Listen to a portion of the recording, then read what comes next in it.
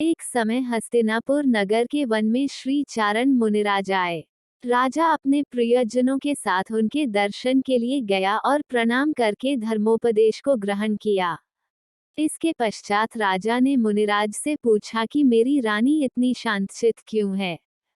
तब गुरुवर ने कहा कि इसी नगर में वस्तुपाल नाम का राजा था और उसका धनमित्र नामक एक मित्र था।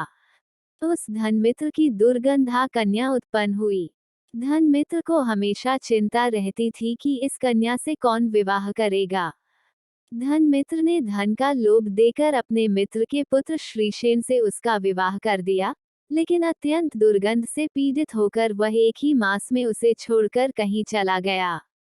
इसी समय अमृतसेन मुनिराज विहार करते हुए नगर में आए, तो धनमित्र अपनी पुत्री दुर्गंधा के साथ वंदना करने गया और मुनिराज से पुत्री के भविष्य के बारे में पूछा।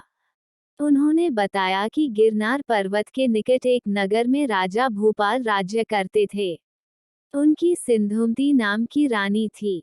एक दिन राजा रानी सहित वनक्रीड़ा के लिए चले, सो मार्ग में मुनिराज को देखकर राजा ने रानी से घर जाकर मुनि के लिए आहार व्यवस्था करने को कहा। राजा की आज्ञा से रानी चली तो गई, परंतु क्रोधित होकर उसने मुनिराज को कड़वी तुबी का आहार दिया, जिससे मुनिराज को अत्यंत वेदना हुई और तत्काल उन्होंने प्राण त्याग दिए। जब राजा को इस विषय में पता चला, तो उन्होंने रानी को नगर में बाहर निकाल दिया और इस पाप से रानी के शरीर में कोढ़ उत्पन्न हो गया। अत्यधिक वेदना व दुख को भोगते हुए वो रौद्र भावों से मरकर नरक में गई। वहां अनंत दुखों को भोगने के बाद पशु योनि में उत्पन्न और फिर तेरे घर दुर्गंधा कन्या हुई। ये पूर्ण वृतांत सुनकर धनमित्र ने पूछा, कोई व्रत विधानादि धर्म कार्य बताइए जिससे कि यह पातक दूर हो। तब स्वामी ने कहा, सम्यक दर्शन सहित रोहिणी व्रत पालन करो, अर्थात प्रति मास में रोहिणी नामक नक्षत्र जिस दिन आए उस दिन चारों प्रकार के आहार का त्याग करें और श्री जिन चैत्यालय में जाकर धर्म ध्यान सहित 16 प्रहर व्यतीत करें, अर्थात सामायिक स्वाध्याय, धर्म चर्चा, पूजा, अभिषेक आदि में समय बिताए और स्वशक्ति दान करें। इस प्रकार यह व्रत 5 वर्ष और 5 मास तक करें। दुर्गंधा ने श्रद्धापूर्वक व्रत धारण किया और आयु के अंत में संन्यास सहित मरण कर प्रथम स्वर्ग में देवी हुई।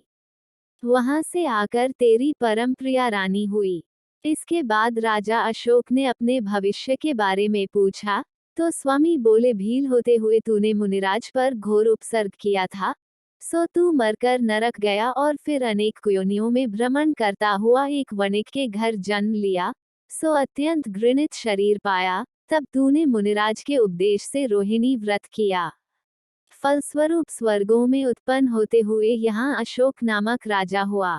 इस प्रकार राजा अशोक और रानी रोहिणी व्रत के प्रभाव से स्वर्गादि सुख पाने के उन्हें मोक्ष की प्राप्ति हुई।